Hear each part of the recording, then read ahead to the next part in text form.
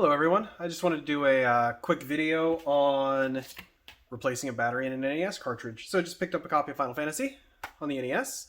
It's possible that the battery is still good in this one. I haven't cracked it open yet, but you know, these batteries are super old and they technically only have like a lifespan of like 5 to 10 years. So yeah, we're gonna crack this bad boy open and swap the battery out. All right, so a couple things you're going to need for this. You're going to need obviously, the game you're going to change the battery for. One CR2032 battery with legs, if possible. Some flux. A game bit screwdriver. Or a game bit, drill bit, whatever you have on hand. A pry tool. I prefer the metal one because it's easier to use. And some solder. I prefer leaded solder only because lasts longer and is easier to work with. Just don't chew on it. Anyway, so first things first, we're going to crack the game open. And I'll try and do this so you can see it better, but I can't guarantee anything. So yeah, I've been doing this with a handful of games. I think I had about a 12 pack of batteries off Amazon for, say it was like 15 bucks. So I've gone through it. Only game I botched was Tecmo. Tecmo Super Bowl. I had an issue getting the battery out for whatever reason, and ended up having to drill a hole through the board. Game works and saves, but yeah, it was a little nightmarish. So here's the game board. As you can see, battery theoretically has never been changed. You can tell because of the oxidization here. Let's see if I can zoom in on that. I don't know how well it's going to come in, but the little metal clamp here looks like it looks a little oxidized. So we got our soldering iron on. First things first, what we're going to do is we're going to take some flux. I'm going to put a dab on this pin here. Dab on this pin here. Close this up. And I don't know, if you got the syringe type like I do, you got to give it a little pull back just so it doesn't dribble everywhere. Then soldering iron is on and ready. We shall begin. So first things first, what you want to do is, I use my Hacko. I have a Hacko FX888D. So I'm using the stock tip that it comes with. I did buy one of these micro tips, which I also really like, but it doesn't really work too well for this job. But first, what we're going to do, take a pry tool, pop it under. I usually go for the leg on the outside because it tends to be the easiest one to get first time around. Let me just zoom in here a bit. There we go. All right.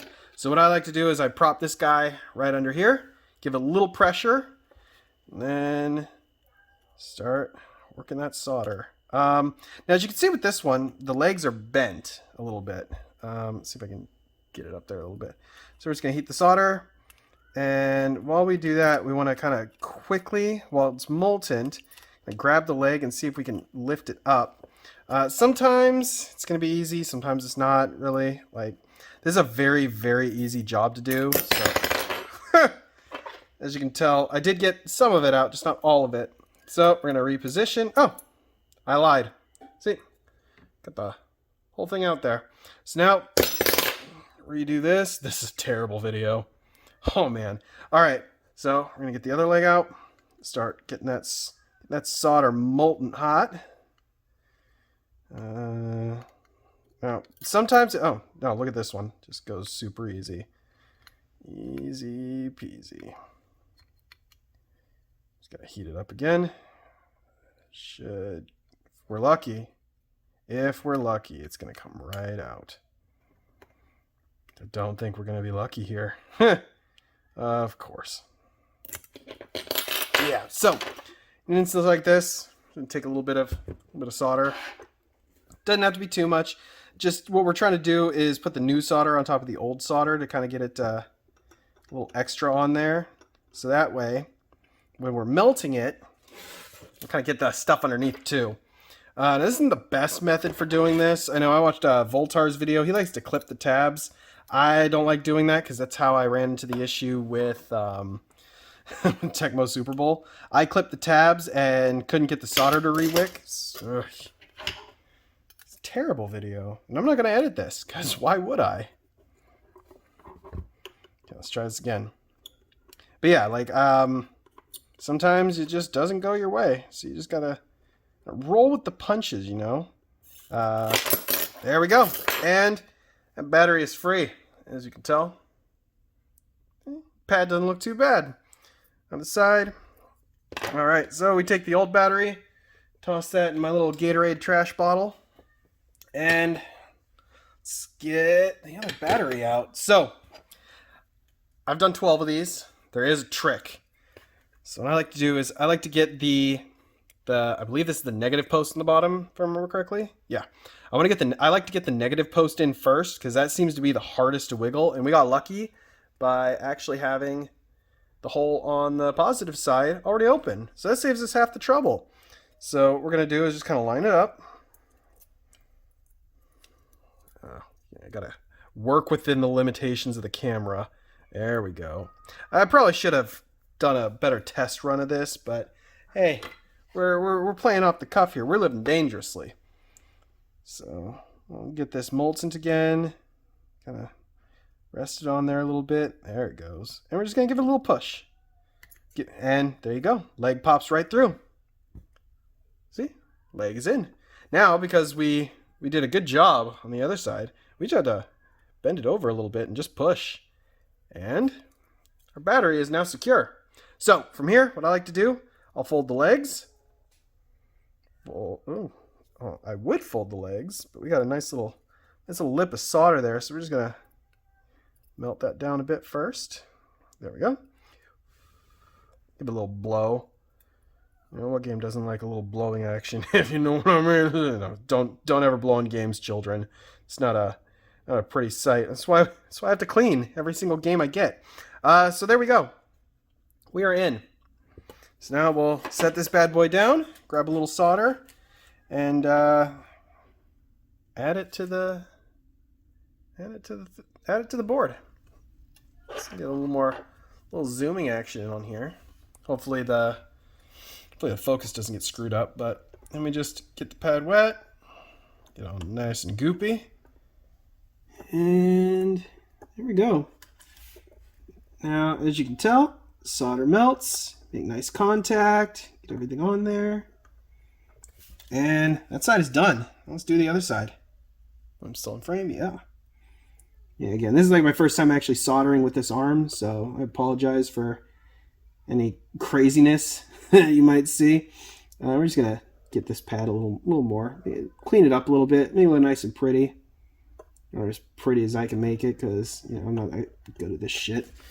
All right, clean the tip, check our work. Let me see. All right, looks like we're good. That battery is in there, nice and tight. So from here, we're gonna need some Q-tips. Bam. Should have added this in the beginning.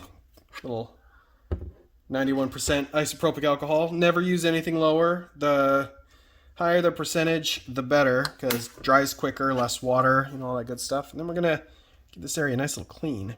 I would highly recommend not doing what I'm doing and using like Q-tips that you use on your ear.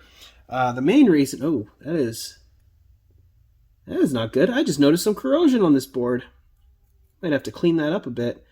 I'll test it, see how it works. I don't know if you can. Yeah, you guys can see that. That's ooh, baby, it's not looking good. I might have to go in and give this a little more of a scrub. Chip looks fine though. Looks like somebody did work on this at one point. Like I said, I'll give it a test. I'll see if I can get it to work. I don't foresee it being an issue. At least I hope not. I've gotten some games that look ratty, and this is probably the least rattiest of the ones I've seen. Get a little bit of alcohol on here. You're gonna have some residue. Again, it's mostly due to the fact that I'm using cotton Q-tips and not electrical Q-tips. So there is a big difference. The electrical Q-tips will actually or foam Q-tips. Sorry, the foam Q-tips. They tend not to tear off as easily, from what I've read. So I'm probably gonna start using those here fairly soon. And there you go. That looks, if I can get it into focus, looks pretty good. Not sticky to the touch anymore. From here, what I like to do is I'll grab some machine paper towels. Highly recommend these. The blue paper towels. It's really good. Just give it a nice little wipe. Yeah. And if you are lucky enough to have some, grab yourself a can. As I zoom out, grab yourself a can of condensed air. If you need anything, kind of gets rid of all the liquid. I find it makes the alcohol dry a little faster. And then we can take a closer look at this. Yeah, that is odd. Okay, so it's on this top chip here.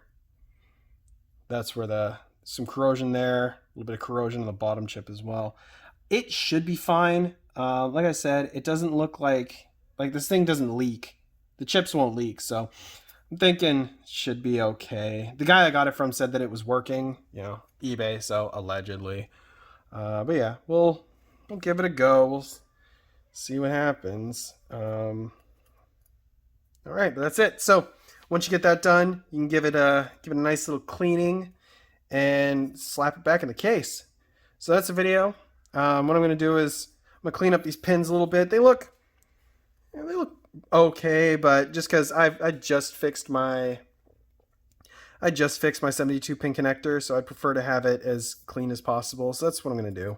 Clean that up, slap it back in, and give it a test. But that is how you change the battery on an NES game. Also works for Super Nintendo and N64 for whichever games used a battery in those. But that's the video, so have yourself a great day, and take care, guys.